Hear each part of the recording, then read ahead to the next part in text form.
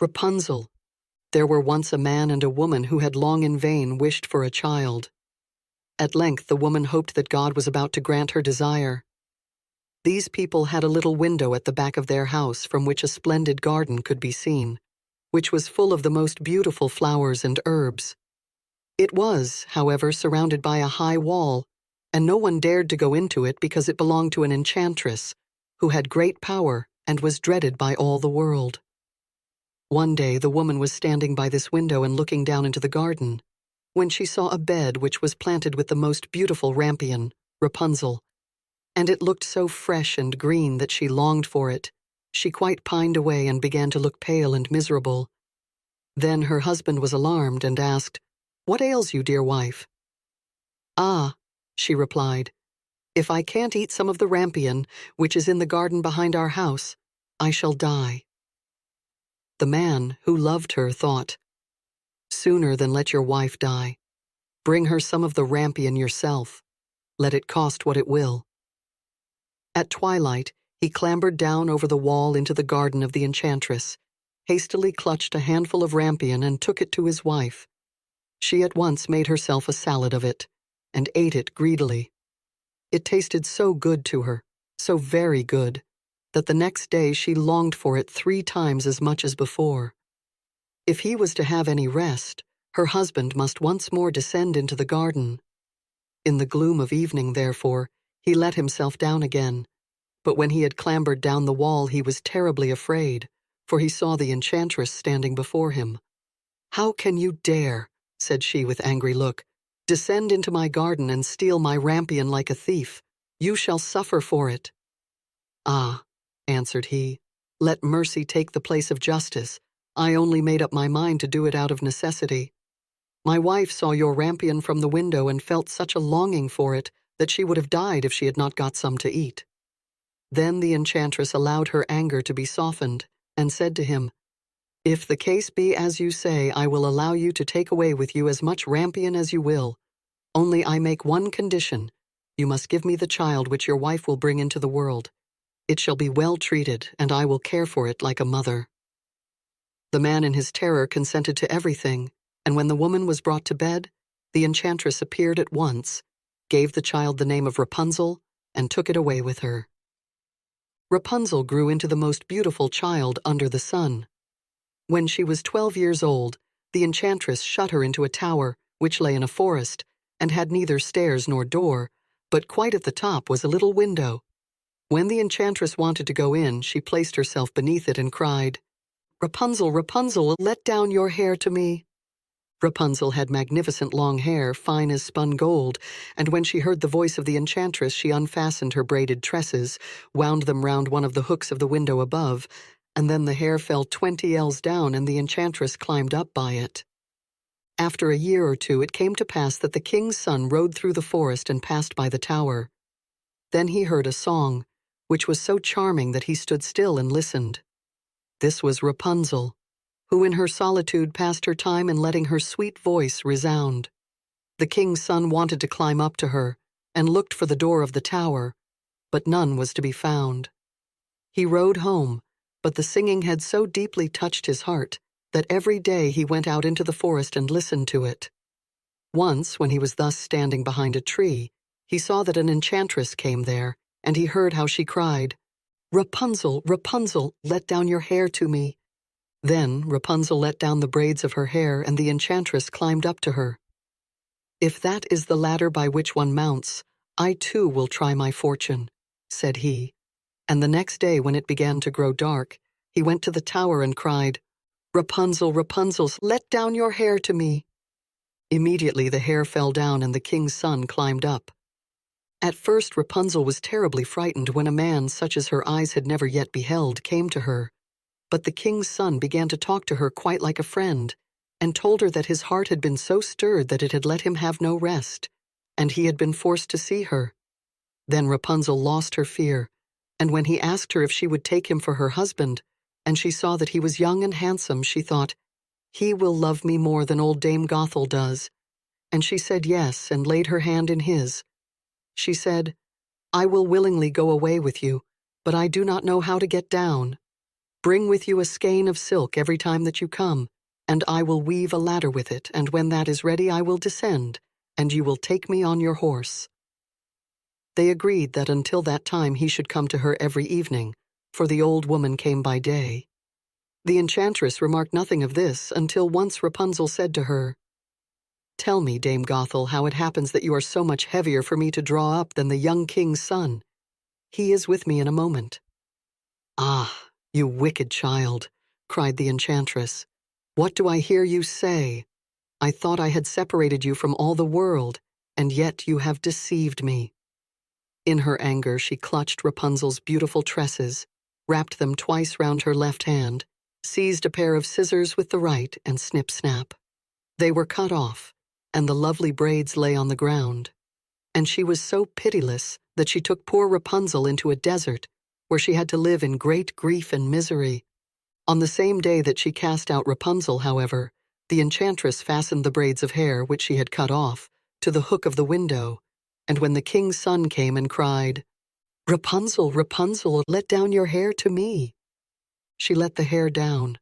The king's son ascended, but instead of finding his dearest Rapunzel, he found the enchantress, who gazed at him with wicked and venomous looks.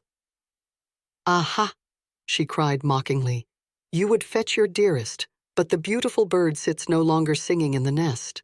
The cat has got it, and will scratch out your eyes as well. Rapunzel is lost to you. You will never see her again." The king's son was beside himself with pain, and in his despair he leapt down from the tower. He escaped with his life, but the thorns into which he fell pierced his eyes. Then he wandered quite blind about the forest, ate nothing but roots and berries, and did naught but lament and weep over the loss of his dearest wife. Thus he roamed about in misery for some years, and at length came to the desert, where Rapunzel, with the twins to which she had given birth, a boy and a girl, lived in wretchedness. He heard a voice, and it seemed so familiar to him that he went towards it, and when he approached, Rapunzel knew him, and fell on his neck and wept. 2 of her tears wetted his eyes, and they grew clear again, and he could see with them as before. He led her to his kingdom, where he was joyfully received, and they lived for a long time afterwards, happy and contented. The Golden Bird. A certain king had a beautiful garden, and in the garden stood a tree which bore golden apples. These apples were always counted, and about the time when they began to grow ripe, it was found that every night one of them was gone. The king became very angry at this, and ordered the gardener to keep watch all night under the tree. The gardener set his eldest son to watch, but about 12 o'clock he fell asleep, and in the morning another of the apples was missing. Then the second son was ordered to watch, and at midnight he too fell asleep, and in the morning another apple was gone.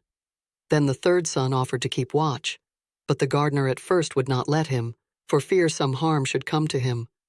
However, at last he consented, and the young man laid himself under the tree to watch. As the clock struck 12, he heard a rustling noise in the air, and a bird came flying that was of pure gold. And as it was snapping at one of the apples with its beak, the gardener's son jumped up and shot an arrow at it. But the arrow did the bird no harm, only it dropped a golden feather from its tail, and then flew away. The golden feather was brought to the king in the morning, and all the council was called together. Everyone agreed that it was worth more than all the wealth of the kingdom, but the king said, "One feather is of no use to me. I must have the whole bird." Then the gardener's eldest son set out and thought to find the golden bird very easily, and when he had gone but a little way, he came to a wood, and by the side of the wood he saw a fox sitting. So he took his bow and made ready to shoot at it. Then the fox said, "Do not shoot me, for I will give you good counsel. I know what your business is, and that you want to find the golden bird.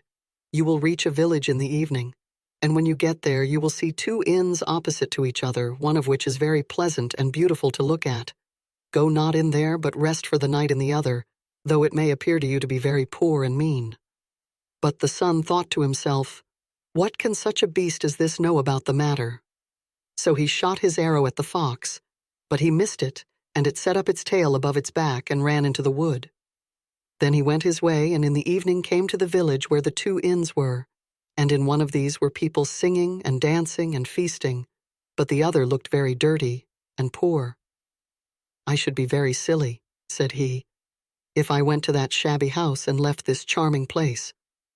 So he went into the smart house and ate and drank at his ease and forgot the bird and his country too. Time passed on, and as the eldest son did not come back and no tidings were heard of him, the second son set out, and the same thing happened to him. He met the fox, who gave him the good advice, but when he came to the two inns, his eldest brother was standing at the window where the merrymaking was and called to him to come in, and he could not withstand the temptation but went in, and forgot the golden bird and his country in the same manner.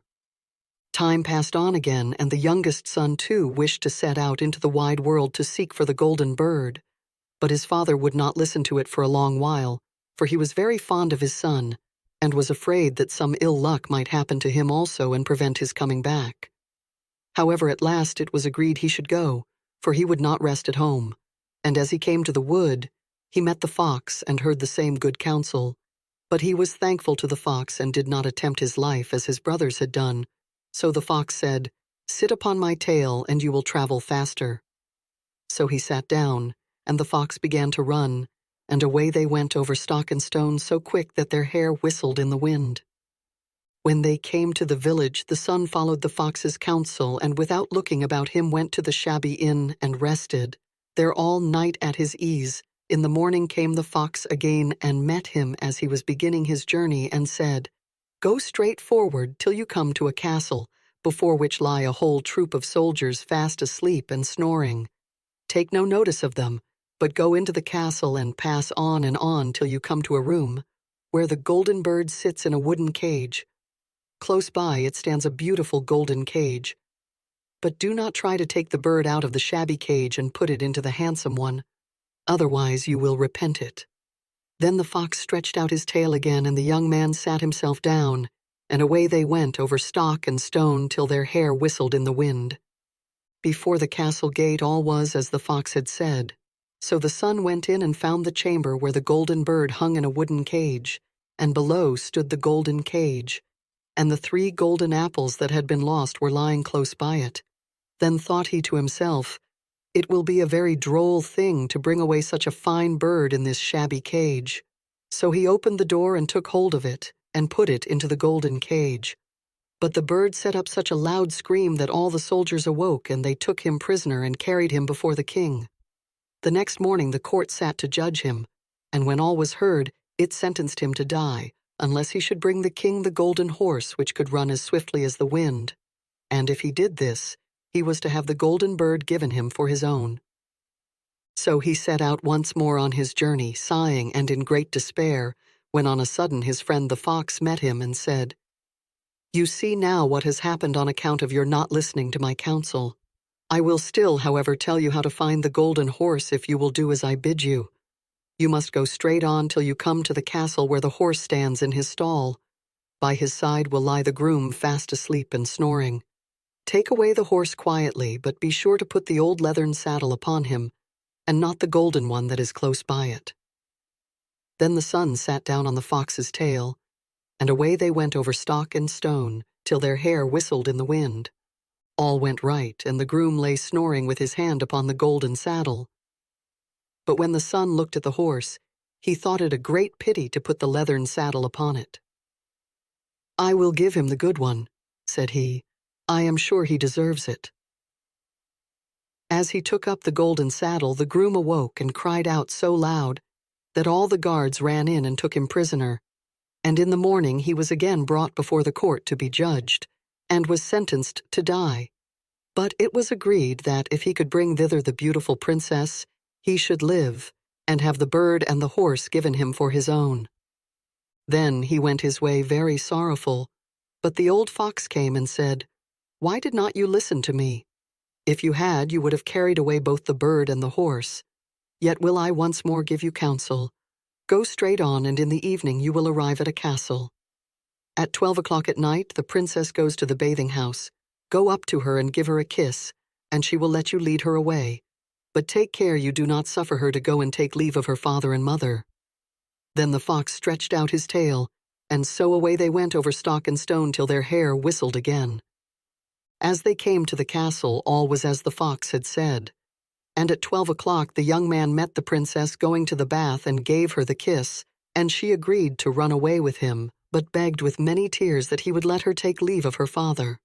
At first he refused, but she wept still more and fell at his feet, till at last he consented.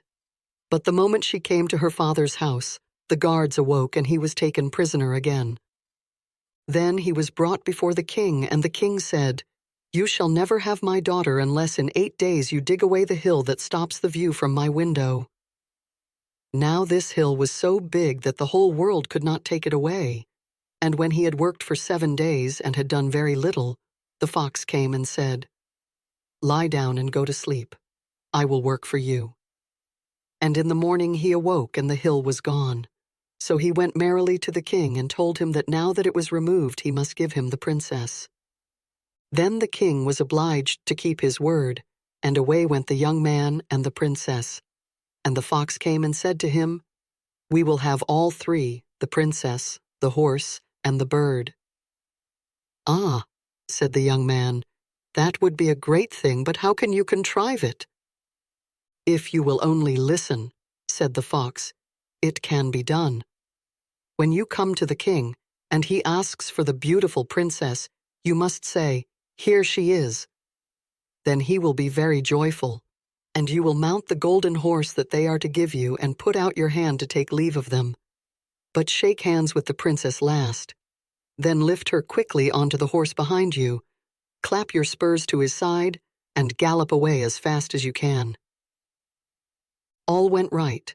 Then the fox said, "When you come to the castle where the bird is, I will stay with the princess at the door, and you will ride in and speak to the king, and when he sees that it is the right horse he will bring out the bird.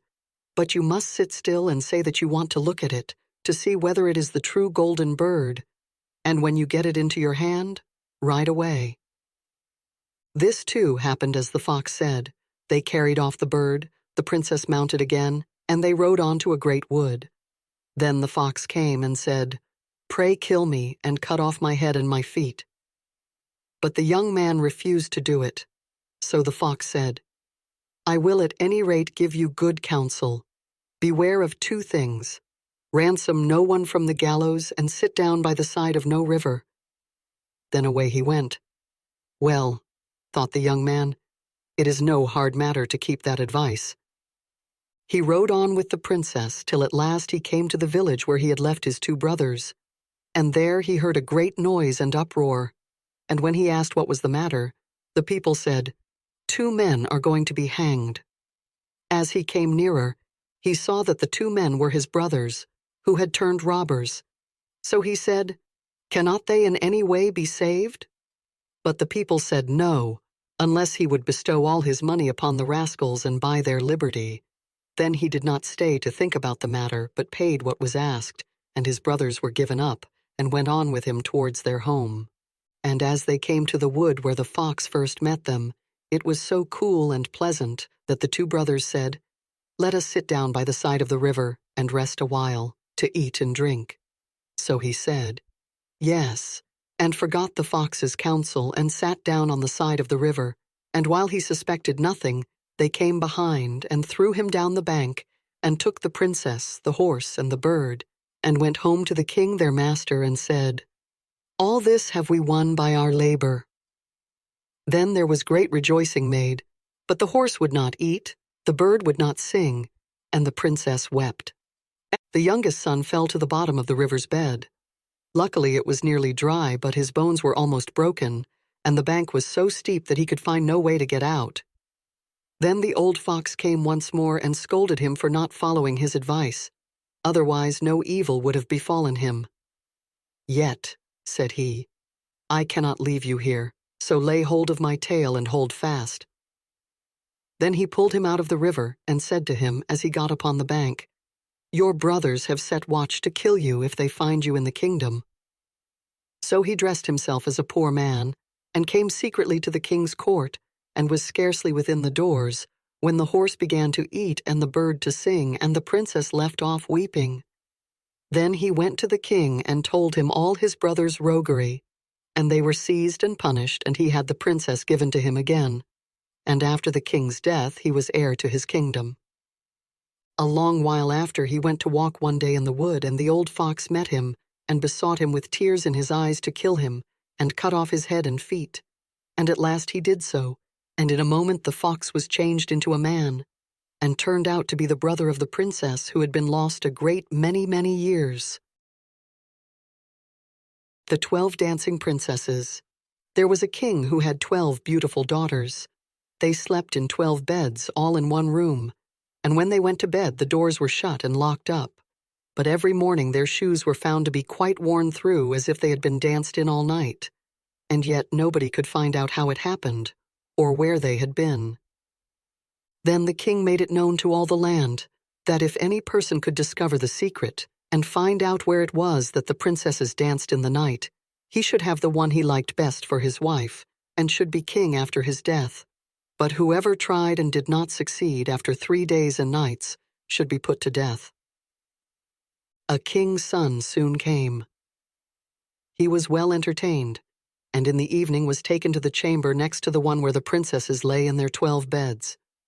There he was to sit and watch where they went to dance, and in order that nothing might pass without his hearing it, the door of his chamber was left open. But the king's son soon fell asleep, and when he awoke in the morning he found that the princesses had all been dancing, for the soles of their shoes were full of holes. The same thing happened the second and third night, so the king ordered his head to be cut off. After him came several others, but they had all the same luck, and all lost their lives in the same manner. Now it chanced that an old soldier who had been wounded in battle and could fight no longer passed through the country where this king reigned. And as he was traveling through a wood, he met an old woman who asked him where he was going. "I hardly know where I am going or what I had better do," said the soldier, "but I think I should like very well to find out where it is that the princesses dance, and then in time I might be a king." "Well," said the old dame, "that is no very hard task. Only take care not to drink any of the wine which one of the princesses will bring to you in the evening, and as soon as she leaves you pretend to be fast asleep." Then she gave him a cloak and said, "As soon as you put that on you will become invisible, and you will then be able to follow the princesses wherever they go." When the soldier heard all this good counsel, he determined to try his luck. So he went to the king and said he was willing to undertake the task. He was as well received as the others had been, and the king ordered fine royal robes to be given him. And when the evening came, he was led to the outer chamber. Just as he was going to lie down, the eldest of the princesses brought him a cup of wine. But the soldier threw it all away secretly, taking care not to drink a drop. Then he laid himself down on his bed, and in a little while began to snore very loud, as if he was fast asleep.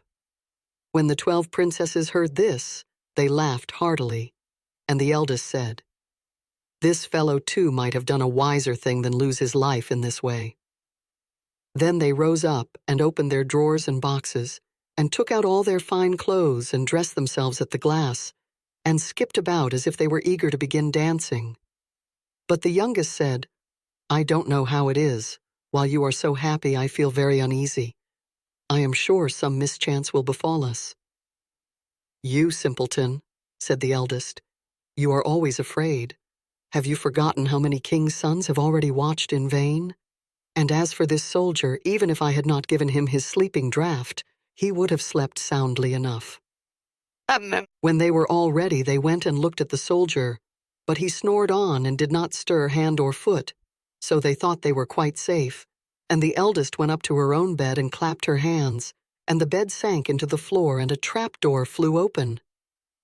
The soldier saw them going down through the trapdoor one after another, the eldest leading the way, and thinking he had no time to lose, he jumped up, put on the cloak which the old woman had given him, and followed them. But in the middle of the stairs, he trod on the gown of the youngest princess, and she cried out to her sisters, "All is not right. Someone took hold of my gown." "You silly creature," said the eldest. "It is nothing but a nail in the wall." Then down they all went, and at the bottom they found themselves in a most delightful grove of trees, and the leaves were all of silver, and glittered and sparkled beautifully.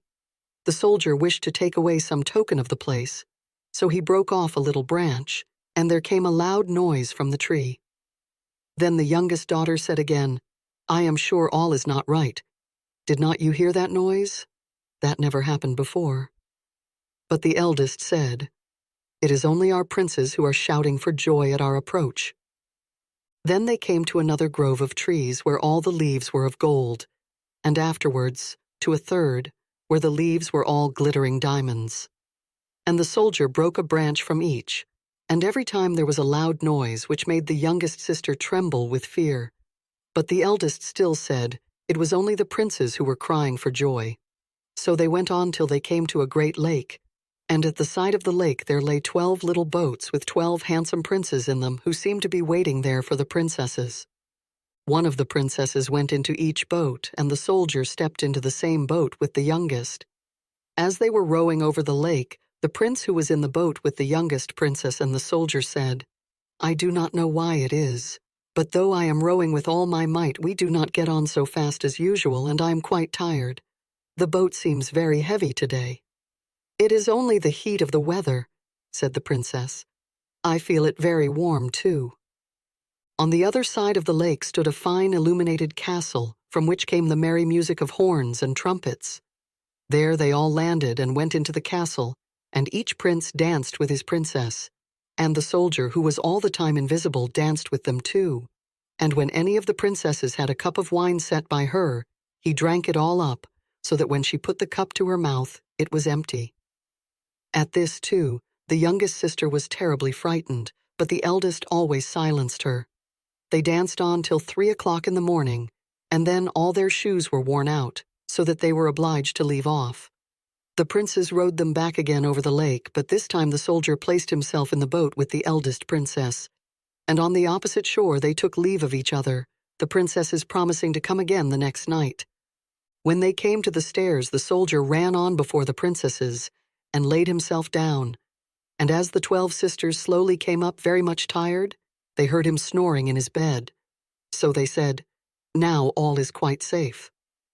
Then they undressed themselves, put away their fine clothes, pulled off their shoes, and went to bed. In the morning the soldier said nothing about what had happened, but determined to see more of this strange adventure, and went again the second and third night. And everything happened just as before. The princesses danced each time till their shoes were worn to pieces, and then returned home. However, on the third night the soldier carried away one of the golden cups as a token of where he had been.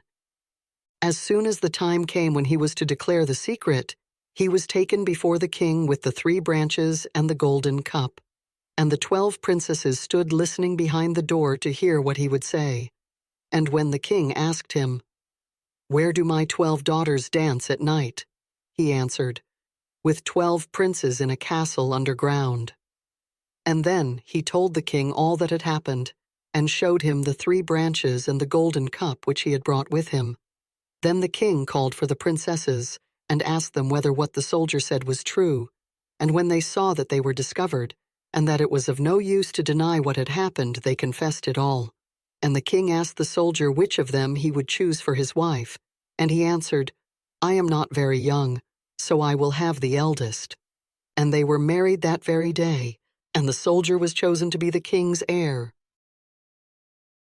The Fisherman and His Wife. There was once a fisherman who lived with his wife in a pigsty close by the seaside. The fisherman used to go out all day long a-fishing, and one day, as he sat on the shore with his rod, looking at the sparkling waves and watching his line, all on a sudden his float was dragged away deep into the water, and in drawing it up he pulled out a great fish.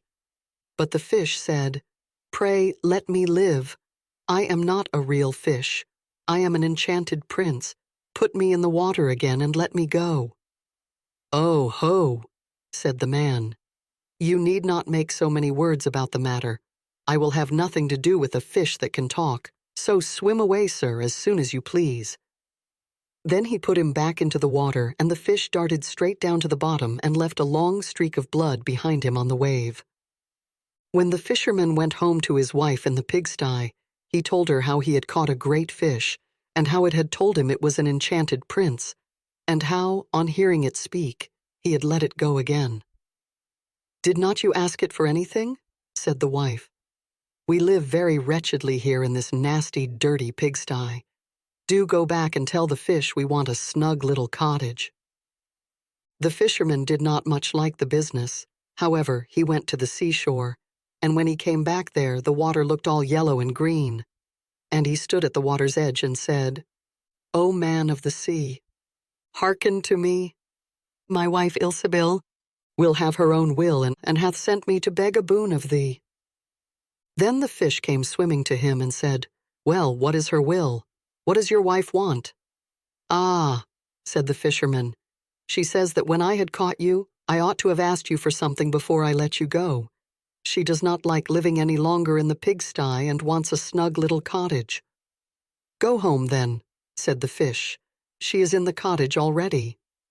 So the man went home and saw his wife standing at the door of a nice trim little cottage. Come in," said she. "Is not this much better than the filthy pigsty we had?" And there was a parlor, and a bedchamber, and a kitchen, and behind the cottage there was a little garden, planted with all sorts of flowers and fruits, and there was a courtyard behind, full of ducks and chickens. "Ah," said the fisherman, "how happily we shall live now." "We will try to do so at least," said his wife. Everything went right for a week or two, and then Dame Ilsebil said, "Husband, there is not near room enough for us in this cottage. The courtyard and the garden are a great deal too small. I should like to have a large stone castle to live in. Go to the fish again and tell him to give us a castle." "Wife," said the fisherman, "I don't like to go to him again, for perhaps he will be angry. We ought to be easy with this pretty cottage to live in." "Nonsense," said the wife. "He will do it very willingly, I know. Go along and try." The fisherman went, but his heart was very heavy, and when he came to the sea it looked blue and gloomy, though it was very calm. And he went close to the edge of the waves and said, "O man of the sea, hearken to me. My wife Ilsebil will have her own will and hath sent me to beg a boon of thee." "Well, what does she want now?" said the fish. "Ah," said the man dolefully, "my wife wants to live in a stone castle." "Go home then," said the fish. "She is standing at the gate of it already." So away went the fisherman and found his wife standing before the gate of a great castle. "See," said she, "is not this grand?" With that they went into the castle together and found a great many servants there, and the rooms all richly furnished and full of golden chairs and tables. And behind the castle was a garden, and around it was a park, 1/2 mile long, full of sheep and goats and hares and deer. And in the courtyard were stables and cow-houses. "Well," said the man, "now we will live cheerful and happy in this beautiful castle for the rest of our lives." "Perhaps we may," said the wife, "but let us sleep upon it before we make up our minds to that." So they went to bed. The next morning when Dame Ilsebil awoke, it was broad daylight, and she jogged the fisherman with her elbow and said, "Get up, husband, and bestir yourself, for we must be king of all the land." "Wife, wife," said the man, "why should we wish to be the king? I will not be king." "Then I will," said she. "But wife," said the fisherman, "how can you be king? The fish cannot make you a king." "Husband," said she, "say no more about it, but go and try. I will be king." So the man went away quite sorrowful to think that his wife should want to be king. This time the sea looked a dark gray color and was overspread with curling waves and the ridges of foam as he cried out, "O man of the sea, hearken to me. My wife Ilsebil will have her own wills and hath sent me to beg a boon of thee." "Well, what would she have now?" said the fish. "Alas," said the poor man, "my wife wants to be king." "Go home," said the fish. "She is king already." Then the fisherman went home, and as he came close to the palace he saw a troop of soldiers and heard the sound of drums and trumpets. And when he went in, he saw his wife sitting on a throne of gold and diamonds with a golden crown upon her head. And on each side of her stood 6 fair maidens, each a head taller than the other. "Well, wife," said the fisherman, "are you king?" "Yes," said she, "I am king." And when he had looked at her for a long time, he said, "Ah, wife, What a fine thing it is to be king. Now we shall never have anything more to wish for as long as we live." "I don't know how that may be," said she. "Never is a long time. I am king, it is true, but I begin to be tired of that, and I think I should like to be emperor." "Alas, wife, why should you wish to be emperor?" said the fisherman. "Husband," said she, "go to the fish. I say I will be emperor." "Ah, wife," replied the fisherman, "the fish cannot make an emperor, I am sure, and I should not like to ask him for such a thing." "I am king," said Ilsebil, "and you are my slave, so go at once." So the fisherman was forced to go, and he muttered as he went along, "This will come to no good. It is too much to ask. The fish will be tired at last, and then we shall be sorry for what we have done." He soon came to the seashore, and the water was quite black and muddy, and a mighty whirlwind blew over the waves and rolled them about. But he went as near as he could to the water's brink, and said, "O man of the sea, hearken to me. My wife Ilsebil will have her own will, and hath sent me to beg a boon of thee." "What would she have now?" said the fish. "Ah," said the fisherman, "she wants to be emperor." "Go home," said the fish, "she is emperor already."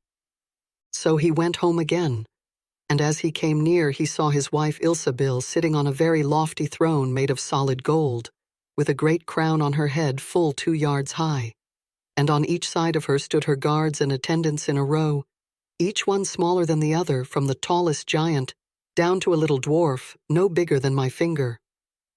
And before her stood princes, and dukes, and earls, and the fisherman went up to her and said, "Wife, are you emperor?" "Yes," said she, "I am emperor." "Ah," said the man as he gazed upon her, "what a fine thing it is to be emperor." "Husband," said she, "why should we stop at being emperor? I will be pope next." "Oh, wife, wife," said he, "how can you be pope? There is but one pope at a time in Christendom." "Husband," said she, "I will be pope this very day." "But," replied the husband, "the fish cannot make you pope." "What nonsense," said she. "If he can make an emperor, he can make a pope. Go and try him." So the fisherman went.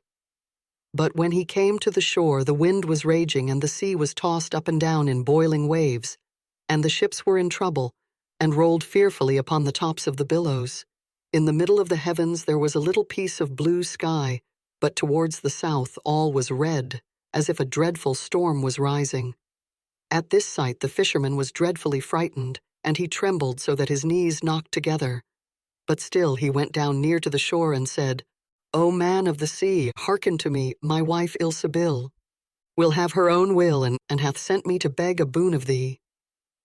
"What does she want now?" said the fish. "Ah," said the fisherman, "my wife wants to be pope." "Go home," said the fish. "She is pope already."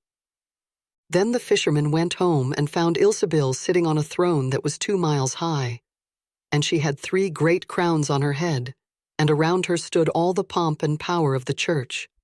And on each side of her were 2 rows of burning lights of all sizes, the greatest as large as the highest and biggest tower in the world, and the least no larger than a small rushlight. "Wife," said the fisherman as he looked at all this greatness, "are you pope?" "Yes," said she, "I am pope." "Well, wife," replied he, "it is a grand thing to be pope, and now you must be easy, for you can be nothing greater." "I will think about that," said the wife. Then they went to bed, but Dame Ilsebil could not sleep all night for thinking what she should be next. At last, as she was dropping asleep, morning broke, and the sun rose. "Ha!" thought she, as she woke up and looked at it through the window. "After all, I cannot prevent the sun rising." At this thought she was very angry, and wakened her husband and said, "Husband, go to the fish and tell him I must be lord of the sun and moon." The fisherman was half asleep, but the thought frightened him so much that he started and fell out of bed. "Alas, wife," said he, "cannot you be easy with being pope?" "No," said she, I am very uneasy as long as the sun and moon rise without my leave. Go to the fish at once." Then the man went shivering with fear, and as he was going down to the shore, a dreadful storm arose, so that the trees and the very rocks shook. And all the heavens became black with stormy clouds, and the lightnings played and the thunders rolled.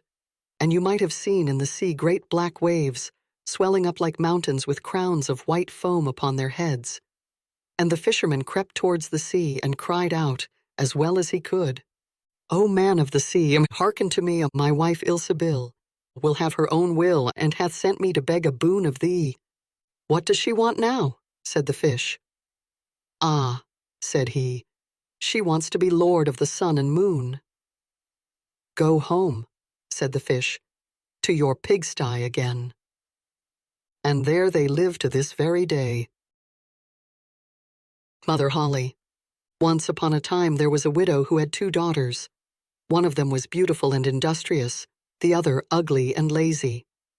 The mother, however, loved the ugly and lazy one best because she was her own daughter, and so the other, who was only her stepdaughter, was made to do all the work of the house, and was quite the Cinderella of the family.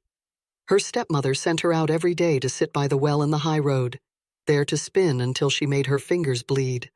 Now it chanced one day that some blood fell onto the spindle, and as the girl stopped over the well to wash it off, the spindle suddenly sprang out of her hand and fell into the well. She ran home crying to tell of her misfortune, but her stepmother spoke harshly to her, and after giving her a violent scolding, said unkindly, "As you have let the spindle fall into the well, you may go yourself and fetch it out." The girl went back to the well not knowing what to do, and at last in her distress she jumped into the water after the spindle. She remembered nothing more until she awoke and found herself in a beautiful meadow, full of sunshine, and with countless flowers blooming in every direction. She walked over the meadow, and presently she came upon a baker's oven full of bread, and the loaves cried out to her, take us out, or alas, we shall be burnt to a cinder. We were baked through long ago." So she took the bread shovel and drew them all out. She went on a little farther till she came to a tree full of apples. shake me, I pray," cried the tree. "My apples, one and all, are ripe." So she shook the tree, and the apples came falling down upon her like rain. But she continued shaking until there was not a single apple left upon it. Then she carefully gathered the apples together in a heap and walked on again. The next thing she came to was a little house, and there she saw an old woman looking out, with such large teeth that she was terrified, and turned to run away. But the old woman called after her, "What are you afraid of, dear child? Stay with me. If you will do the work of my house properly for me, I will make you very happy. You must be very careful, however, to make my bed in the right way, for I wish you always to shake it thoroughly so that the feathers fly about. Then they say, down there in the world, that it is snowing, for I am Mother Holly." The old woman spoke so kindly that the girl summoned up courage and agreed to enter into her service.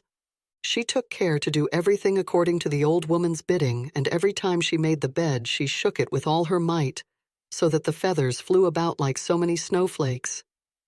The old woman was as good as her word. She never spoke angrily to her and gave her roast and boiled meats every day. So she stayed on with Mother Holly for some time, and then she began to grow unhappy. She could not at first tell why she felt sad, but she became conscious at last of great longing to go home. Then she knew she was homesick, although she was 1,000 times better off with Mother Holly than with her mother and sister. After waiting a while, she went to Mother Holly and said, "I am so homesick that I cannot stay with you any longer, for although I am so happy here, I must return to my own people." Then Mother Holly said, "I am pleased that you should want to go back to your own people, and as you have served me so well and faithfully, I will take you home myself." Thereupon she led the girl by the hand up to a broad gateway. The gate was opened, and as the girl passed through, a shower of gold fell upon her, and the gold clung to her, so that she was covered with it from head to foot.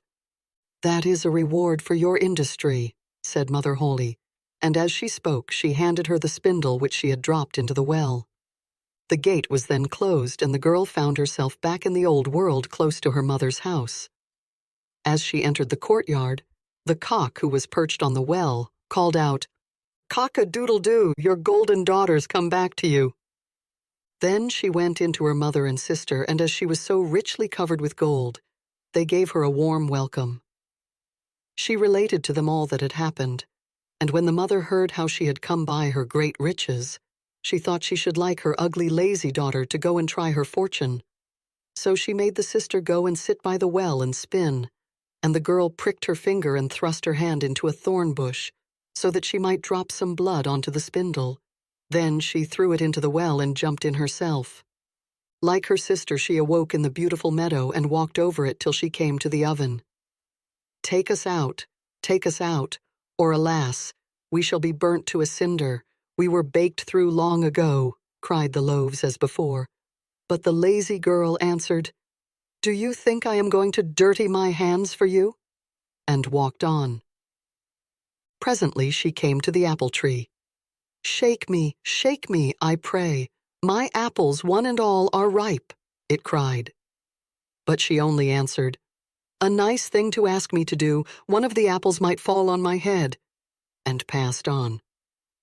At last she came to Mother Holle's house, and as she had heard all about the large teeth from her sister, she was not afraid of them, and engaged herself without delay to the old woman. The first day she was very obedient and industrious, and exerted herself to please Mother Holle, for she thought of the gold she should get in return. The next day, however, she began to dawdle over her work, and the third day she was more idle still. Then she began to lie in bed in the mornings and refused to get up. Worse still, she neglected to make the old woman's bed properly, and forgot to shake it so that the feathers might fly about. So Mother Holle very soon got tired of her and told her she might go.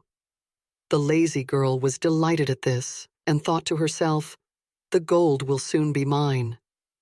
Mother Holle led her, as she had led her sister, to the broad gateway.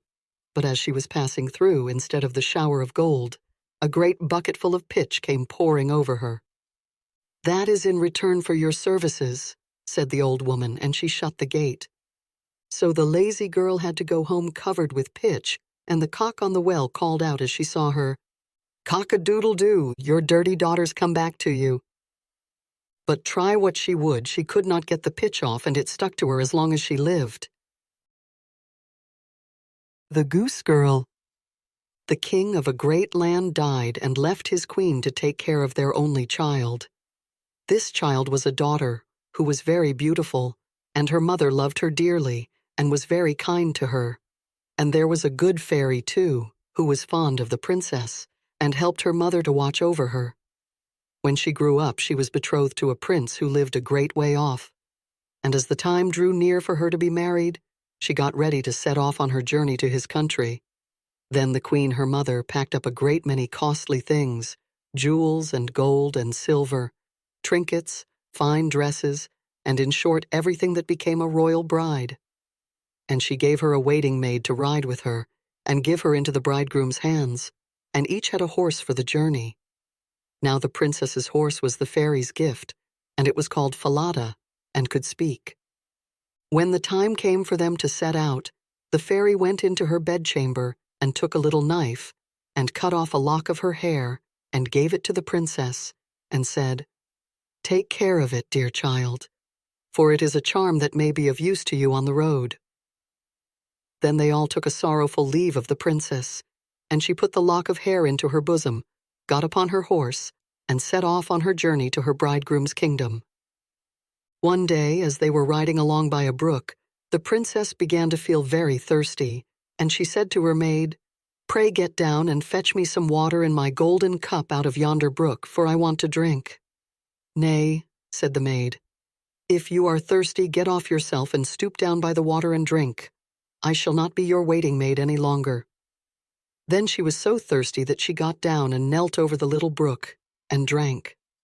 For she was frightened and dared not bring out her golden cup, and she wept and said, "Alas, what will become of me?"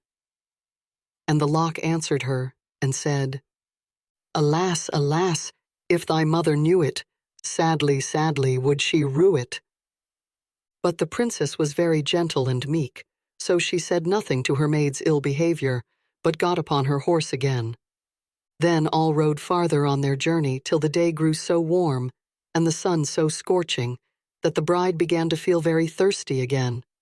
And at last, when they came to a river, she forgot her maid's rude speech and said, "Pray get down and fetch me some water to drink in my golden cup."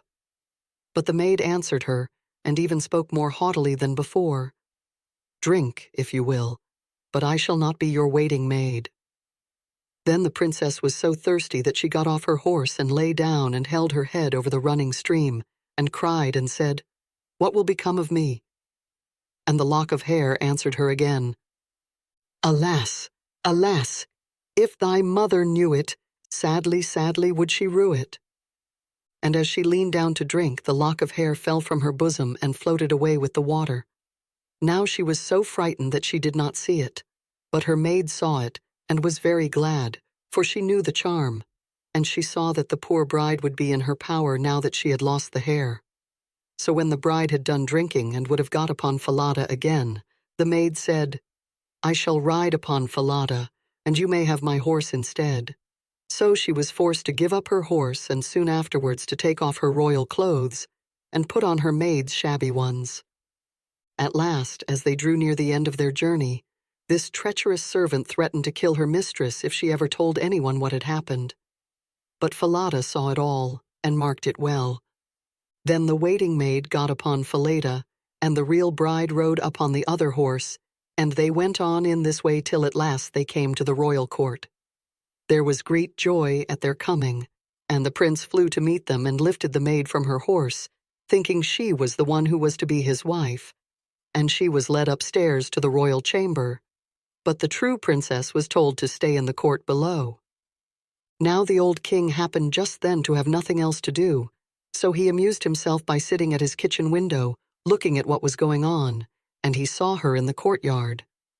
As she looked very pretty and too delicate for a waiting maid, he went up into the royal chamber to ask the bride who it was she had brought with her, that was thus left standing in the court below. "I brought her with me for the sake of her company on the road," said she. "Pray give the girl some work to do, that she may not be idle." The old king could not for some time think of any work for her to do, but at last he said, "I have a lad who takes care of my geese. She may go and help him." Now the name of this lad, that the real bride was to help in watching the king's geese, was Curdken. But the false bride said to the prince, "Dear husband, pray do me one piece of kindness." "That I will," said the prince. "Then tell one of your slaughterers to cut off the head of the horse I rode upon, for it was very unruly and plagued me sadly on the road." But the truth was, she was very much afraid lest Falada should some day or other speak, and tell all she had done to the princess. She carried her point, and the faithful Falada was killed.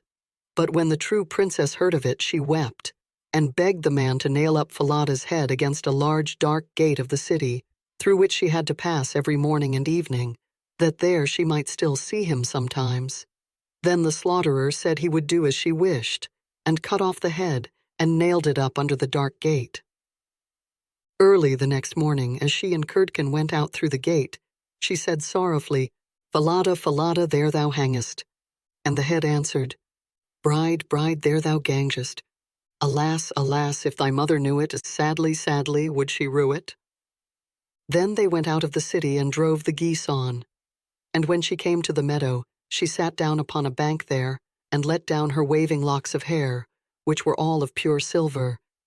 And when Curdken saw it glitter in the sun, he ran up and would have pulled some of the locks out, but she cried, "Blow, breezes, blow, let Curdken's hat go. Blow, breezes, blow, let him after it go.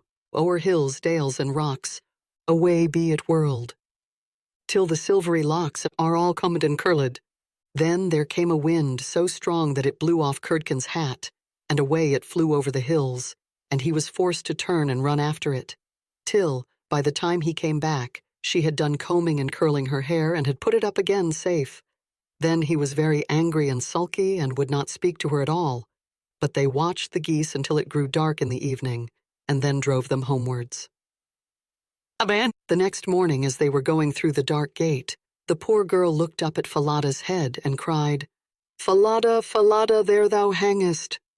And the head answered, "Bride, bride, there thou gangest. Alas, alas, if thy mother knew it, sadly, sadly would she rue it." Then she drove on the geese and sat down again in the meadow, and began to comb out her hair as before. And Curdken ran up to her and wanted to take hold of it, but she cried out quickly, "Blow, breezes, blow, let Curdken's hat go. Blow, breezes, blow, let him after it go. O'er hills, dales, and rocks, away be it whirled, till the silvery locks are all combed and curled."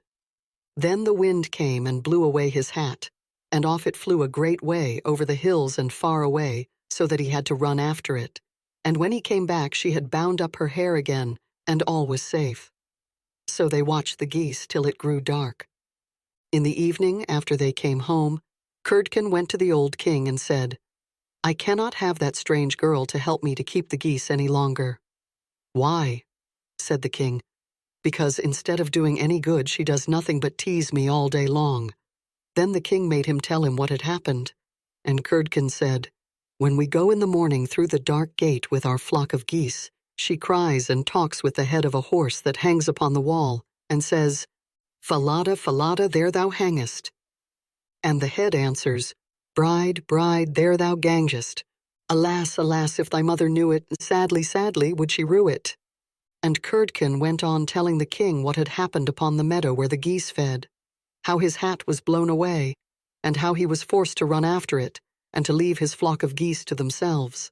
But the old king told the boy to go out again the next day, and when morning came, he placed himself behind the dark gate, and heard how she spoke to Falada, and how Falada answered. Then he went into the field, and hid himself in a bush by the meadow's side. And he soon saw with his own eyes how they drove the flock of geese, and how, after a little time, she let down her hair that glittered in the sun. And then he heard her say, "Blow, breezes, blow, let Curdken's hat go. Blow, breezes, blow, let him after it go, o'er hills, dales, and rocks, and away be it whirled, till the silvery locks are all combed and curled." And soon came a gale of wind and carried away Curdken's hat, and away went Curdken after it, while the girl went on combing and curling her hair. All this the old king saw, so he went home without being seen. And when the little goose girl came back in the evening, he called her aside and asked her why she did so. But she burst into tears and said, "That I must not tell you or any man, or I shall lose my life." But the old king begged so hard that she had no peace till she had told him all the tale, from beginning to end, word for word. And it was very lucky for her that she did so, for when she had done, the king ordered royal clothes to be put upon her and gazed on her with wonder, she was so beautiful. Then he called his son and told him that he had only a false bride, for that she was merely a waiting maid, while the true bride stood by. And the young king rejoiced when he saw her beauty, and heard how meek and patient she had been. And without saying anything to the false bride, the king ordered a great feast to be got ready for all his court. The bridegroom sat at the top with the false princess on one side and the true one on the other, but nobody knew her again, for her beauty was quite dazzling to their eyes, and she did not seem at all like the little goose girl, now that she had her brilliant dress on. When they had eaten and drank and were very merry, the old king said he would tell them a tale. So he began and told all the story of the princess, as if it was one that he had once heard. And he asked the true waiting maid what she thought ought to be done to anyone who would behave thus. "Nothing better," said this false bride, "than that she should be thrown into a cask stuck round with sharp nails, and that 2 white horses should be put to it and should drag it from street to street till she was dead." "Thou art she," said the old king, "and as thou hast judged thyself, so shall it be done to thee." And the young king was then married to his true wife, and they reigned over the kingdom in peace and happiness all their lives. And the good fairy came to see them, and restored the faithful Falada to life again. The Queen Bee. 2 kings' sons once upon a time went into the world to seek their fortunes, but they soon fell into a wasteful, foolish way of living, so that they could not return home again. Then their brother, who was a little insignificant dwarf, went out to seek for his brothers. But when he had found them, they only laughed at him, to think that he, who was so young and simple, should try to travel through the world, when they, who were so much wiser, had been unable to get on. However, they all set out on their journey together, and came at last to an ant hill. The two elder brothers would have pulled it down, in order to see how the poor ants in their fright would run about and carry off their eggs. But the little dwarf said, "Let the poor things enjoy themselves. I will not suffer you to trouble them." So on they went and came to a lake where many ducks were swimming about. The two brothers wanted to catch two and roast them. But the dwarf said, "Let the poor things enjoy themselves. You shall not kill them." Next they came to a bee's nest in a hollow tree, and there was so much honey that it ran down the trunk, and the two brothers wanted to light a fire under the tree and kill the bees so as to get their honey. But the dwarf held them back and said, "Let the pretty insects enjoy themselves. I cannot let you burn them." At length the three brothers came to a castle, and as they passed by the stables they saw fine horses standing there, but all were of marble, and no man was to be seen. Then they went through all the rooms, till they came to a door on which were 3 locks. But in the middle of the door was a wicket, so that they could look into the next room. There they saw a little gray old man sitting at a table, and they called to him once or twice, but he did not hear. However, they called a 3rd time, and then he rose and came out to them. He said nothing, but took hold of them and led them to a beautiful table covered with all sorts of good things, and when they had eaten and drunk, he showed each of them to a bedchamber. The next morning he came to the eldest and took him to a marble table, where there were 3 tablets containing an account of the means by which the castle might be disenchanted. The first tablet said, "In the wood under the moss lie the 1,000 pearls belonging to the king's daughter. They must all be found, and if one be missing by set of sun, he who seeks them will be turned into marble." The eldest brother set out and sought for the pearls the whole day. But the evening came, and he had not found the first 100, so he was turned into stone as the tablet had foretold. The next day the second brother undertook the task, but he succeeded no better than the first, for he could only find the second 100 of the pearls, and therefore he too was turned into stone. At last came the little dwarf's turn, and he looked in the moss, but it was so hard to find the pearls, and the job was so tiresome, so he sat down upon a stone and cried.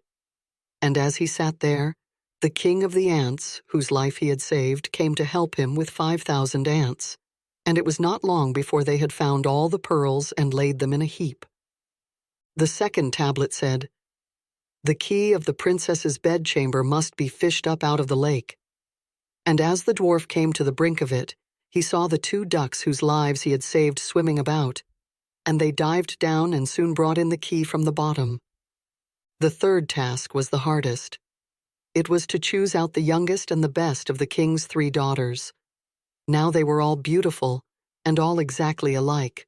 But he was told that the eldest had eaten a piece of sugar, the next some sweet syrup, and the youngest a spoonful of honey. So he was to guess which it was that had eaten the honey. Then came the queen of the bees, who had been saved by the little dwarf from the fire, and she tried the lips of all 3. But at last she sat upon the lips of the one that had eaten the honey.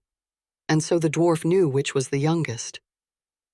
Thus the spell was broken, and all who had been turned into stones awoke and took their proper forms. And the dwarf married the youngest and the best of the princesses, and was king after her father's death. But his 2 brothers married the other 2 sisters. The Elves and the Shoemaker. There was once a shoemaker who worked very hard and was very honest, but still he could not earn enough to live upon. And at last all he had in the world was gone, save just leather enough to make 1 pair of shoes. Then he cut his leather out, all ready to make up the next day, meaning to rise early in the morning to his work. His conscience was clear and his heart light amidst all his troubles. So he went peaceably to bed, left all his cares to heaven, and soon fell asleep. In the morning, after he had said his prayers, he sat himself down to his work, when, to his great wonder, there stood the shoes all ready made upon the table. The good man knew not what to say or think at such an odd thing happening. He looked at the workmanship, There was not one false stitch in the whole job. All was so neat and true that it was quite a masterpiece. The same day, a customer came in and the shoes suited him so well that he willingly paid a price higher than usual for them. And the poor shoemaker with the money bought leather enough to make 2 pairs more. In the evening, he cut out the work and went to bed early that he might get up and begin betimes next day. But he was saved all the trouble, for when he got up in the morning, the work was done ready to his hand. Soon in came buyers who paid him handsomely for his goods, so that he bought leather enough for 4 pair more. He cut out the work again overnight and found it done in the morning as before, and so it went on for some time. What was got ready in the evening was always done by daybreak, and the good man soon became thriving and well off again. One evening about Christmas time, as he and his wife were sitting over the fire chatting together, he said to her, "I should like to sit up and watch tonight, that we may see who it is that comes and does my work for me." The wife liked the thought, so they left a light burning and hid themselves in a corner of the room, behind a curtain that was hung up there, and watched what would happen. As soon as it was midnight, there came in 2 little naked dwarfs, and they sat themselves upon the shoemaker's bench, took up all the work that was cut out, and began to ply with their little fingers, stitching and wrapping and tapping away at such a rate that the shoemaker was all wonder, and could not take his eyes off them. And on they went, till the job was quite done, and the shoes stood ready for use upon the table. This was long before daybreak, and then they bustled away as quick as lightning. The next day the wife said to the shoemaker, "These little wights have made us rich, and we ought to be thankful to them, and do them a good turn if we can. I'm quite sorry to see them run about as they do, and indeed it is not very decent, for they have nothing upon their backs to keep off the cold.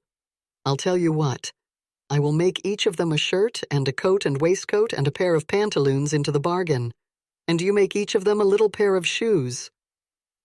The thought pleased the good cobbler very much, and one evening when all the things were ready, they laid them on the table instead of the work that they used to cut out, and then went and hid themselves, to watch what the little elves would do. About midnight in they came, dancing and skipping, hopped round the room, and then went to sit down to their work as usual. But when they saw the clothes lying for them, they laughed and chuckled and seemed mightily delighted. And then they dressed themselves in the twinkling of an eye and danced and capered and sprang about, as merry as could be, till at last they danced out at the door and away over the green. The good couple saw them no more, but everything went well with them from that time forward, as long as they lived. The Water of Life. Long before you or I were born, there reigned in a country a great way off a king who had 3 sons. This king once fell very ill, so ill that nobody thought he could live. His sons were very much grieved at their father's sickness, and as they were walking together very mournfully in the garden of the palace, a little old man met them and asked what was the matter. They told him that their father was very ill, and that they were afraid nothing could save him. "I know what would," said the little old man. "It is the water of life. If he could have a draught of it, he would be well again, but it is very hard to get." Then the eldest son said, "I will soon find it." And he went to the sick king and begged that he might go in search of the water of life, as it was the only thing that could save him. "No," said the king. "I had rather die than place you in such great danger as you must meet with in your journey." But he begged so hard that the king let him go, and the prince thought to himself, "If I bring my father this water, he will make me sole heir to his kingdom." Then he set out, and when he had gone on his way some time, he came to a deep valley, overhung with rocks and woods, and as he looked around, he saw standing above him on one of the rocks a little ugly dwarf with a sugar-loaf cap and a scarlet cloak. And the dwarf called to him and said, "Prince, whither so fast?" "What is that to thee, you ugly imp?" said the prince haughtily, and rode on. But the dwarf was enraged at his behavior, and laid a fairy spell of ill luck upon him, so that as he rode on the mountain pass became narrower and narrower, and at last the way was so straitened that he could not go to step forward. And when he thought to have turned his horse round and go back the way he came, he heard a loud laugh ringing round him, and found that the path was closed behind him, so that he was shut in all round. He next tried to get off his horse and make his way on foot, but again the laugh rang in his ears, and he found himself unable to move a step, and thus he was forced to abide spellbound. Meantime the old king was lingering on in daily hope of his son's return, till at last the second son said, "Father, I will go in search of the water of life." For he thought to himself, "My brother is surely dead, and the kingdom will fall to me if I find the water." The king was at first very unwilling to let him go, but at last yielded to his wish. So he set out and followed the same road which his brother had done, and met with the same elf, who stopped him at the same spot in the mountains, saying as before, "Prince, Prince, whither so fast?" "Mind your own affairs, busybody," said the prince scornfully, and rode on.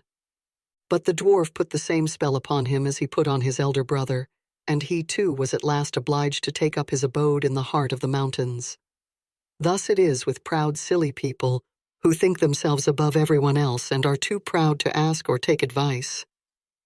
When the second prince had thus been gone a long time, the youngest son said he would go and search for the water of life, and trusted he should soon be able to make his father well again. So he set out, and the dwarf met him too at the same spot in the valley among the mountains, and said, "Prince, whither so fast?" And the prince said, "I am going in search of the water of life, because my father is ill and like to die. Can you help me? Pray be kind and aid me if you can." "Do you know where it is to be found?" asked the dwarf. "No," said the prince, "I do not. Pray tell me if you know." "Then, as you have spoken to me kindly and are wise enough to seek for advice, I will tell you how and where to go. The water you seek springs from a well in an enchanted castle, and, that you may be able to reach it in safety, I will give you an iron wand and 2 little loaves of bread. Strike the iron door of the castle 3 times with the wand, and it will open. 2 hungry lions will be lying down inside, gaping for their prey. But if you throw them the bread, they will let you pass. Then hasten on to the well and take some of the water of life before the clock strikes 12. For if you tarry longer, the door will shut upon you forever." Then the prince thanked his little friend with the scarlet cloak for his friendly aid, and took the wand and the bread, and went traveling on, over sea and over land, till he came to his journey's end, and found everything to be as the dwarf had told him. The door flew open at the 3rd stroke of the wand, and when the lions were quieted, he went on through the castle and came at length to a beautiful hall. Around it he saw several knights sitting in a trance. Then he pulled off their rings and put them on his own fingers. In another room he saw on a table a sword and a loaf of bread, which he also took. Further on he came to a room where a beautiful young lady sat upon a couch, and she welcomed him joyfully and said, if he would set her free from the spell that bound her, the kingdom should be his, if he would come back in a year and marry her. Then she told him that the well that held the water of life was in the palace gardens, and bade him make haste and draw what he wanted before the clock struck 12. He walked on, and as he walked through beautiful gardens, he came to a delightful shady spot in which stood a couch, and he thought to himself, as he felt tired, that he would rest himself for a while and gaze on the lovely scenes around him. So he laid himself down, and sleep fell upon him unawares, so that he did not wake up till the clock was striking 11:45. Then he sprang from the couch dreadfully frightened, ran to the well, filled a cup that was standing by him full of water, and hastened to get away in time. Just as he was going out of the iron door, it struck 12, and the door fell so quickly upon him that it snapped off a piece of his heel. When he found himself safe, he was overjoyed to think that he had got the water of life. And as he was going on his way homewards, he passed by the little dwarf, who, when he saw the sword and the loaf, said, "You have made a noble prize. With the sword you can at a blow slay whole armies, and the bread will never fail you." Then the prince thought to himself, "I cannot go home to my father without my brothers." So he said, "My dear friend, cannot you tell me where my 2 brothers are, who set out in search of the water of life before me, and never came back?" "I have shut them up by a charm between 2 mountains," said the dwarf, "because they were proud and ill-behaved and scorned to ask advice. The prince begged so hard for his brothers that the dwarf at last set them free, though unwillingly, saying, "Beware of them, for they have bad hearts." Their brother, however, was greatly rejoiced to see them and told them all that had happened to him, how he had found the water of life and had taken a cup full of it, and how he had set a beautiful princess free from a spell that bound her, and how she had engaged to wait a whole year and then to marry him and to give him the kingdom. Then they all three rode on together, and on their way home came to a country that was laid waste by war and a dreadful famine, so that it was feared all must die for want. But the prince gave the king of the land the bread, and all his kingdom ate of it. And he lent the king the wonderful sword, and he slew the enemy's army with it. And thus the kingdom was once more in peace and plenty. In the same manner he befriended 2 other countries through which they passed on their way. When they came to the sea, they got into a ship, and during their voyage the 2 eldest said to themselves, "Our brother has got the water which we could not find. Therefore our father will forsake us and give him the kingdom which is our right." So they were full of envy and revenge, and agreed together how they could ruin him. Then they waited till he was fast asleep, and poured the water of life out of the cup, and took it for themselves, giving him bitter sea-water instead. When they came to their journey's end, the youngest son brought his cup to the sick king, that he might drink and be healed. Scarcely, however, had he tasted the bitter sea-water when he became worse even than he was before. And then both the elder sons came in, and blamed the youngest for what they had done, and said that he wanted to poison their father, but that they had found the water of life, and had brought it with them. He no sooner began to drink of what they brought him than he felt his sickness leave him, and was as strong and well as in his younger days. Then they went to their brother, and laughed at him, and said, "Well, brother, you found the water of life, did you? You have had the trouble, and we shall have the reward. Pray, with all your cleverness, why did not you manage to keep your eyes open? Next year one of us will take away your beautiful princess, if you do not take care.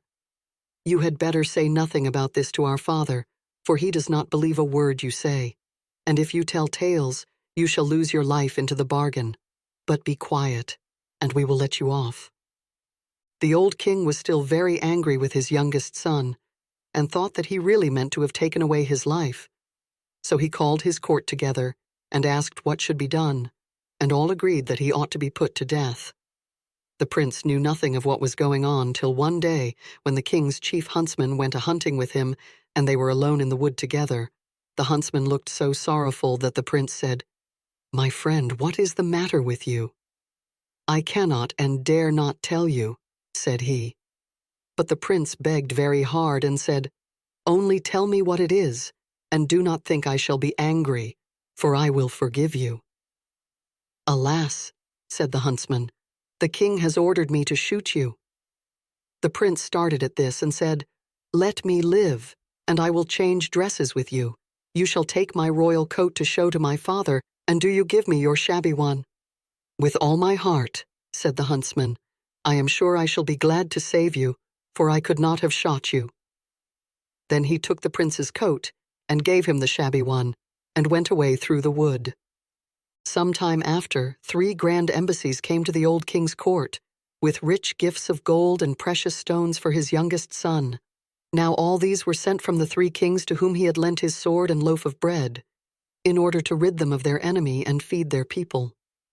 This touched the old king's heart, and he thought his son might still be guiltless, and said to his court, "Oh, that my son were still alive! How it grieves me that I had him killed." "He is still alive," said the huntsman, "and I am glad that I had pity on him. But let him go in peace," and brought home his royal coat.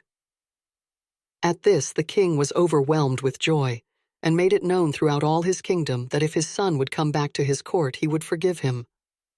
Meanwhile the princess was eagerly waiting till her deliverer should come back, and had a road made leading up to her palace all of shining gold, and told her courtiers that whoever came on horseback and rode straight up to the gate upon it was her true lover, and that they must let him in. But whoever rode on one side of it, they must be sure was not the right one, and that they must send him away at once. The time soon came when the eldest brother thought that he would make haste to go to the princess, and say that he was the one who had set her free, and that he should have her for his wife, and the kingdom with her. As he came before the palace and saw the golden road, he stopped to look at it, and he thought to himself, "It is a pity to ride upon this beautiful road." So he turned aside and rode on the right-hand side of it. But when he came to the gate, the guards who had seen the road he took said to him, he could not be what he said he was, and must go about his business. The second prince set out soon afterwards on the same errand, and when he came to the golden road, and his horse had set one foot upon it, he stopped to look at it, and thought it very beautiful, and said to himself, "What a pity it is that anything should tread here." Then he too turned aside and rode on the left side of it. But when he came to the gate, the guards said he was not the true prince, and that he too must go away about his business. And away he went. Now when the full year was come round, the third brother left the forest in which he had lain hid for fear of his father's anger, and set out in search of his betrothed bride. So he journeyed on, thinking of her all the way, and rode so quickly that he did not even see what the road was made of, but went with his horse straight over it. And as he came to the gate, it flew open, and the princess welcomed him with joy, and said he was her deliverer, and should now be her husband and lord of the kingdom. When the first joy at their meeting was over, the princess told him she had heard of his father having forgiven him, and of his wish to have him home again. So, before his wedding with the princess, he went to visit his father, taking her with him. Then he told him everything, how his brothers had cheated and robbed him, and yet that he had borne all those wrongs for the love of his father. And the old king was very angry and wanted to punish his wicked sons, but they made their escape, and got into a ship and sailed away over the wide sea, and where they went to nobody knew and nobody cared. And now the old king gathered together his court, and asked all his kingdom to come and celebrate the wedding of his son and the princess. And young and old, noble and squire, gentle and simple, came at once on the summons. And among the rest came the friendly dwarf, with the sugarloaf hat, and a new scarlet cloak. And the wedding was held, and the merry bells run, and all the good people they danced and they sung and feasted and frolicked I can't tell how long.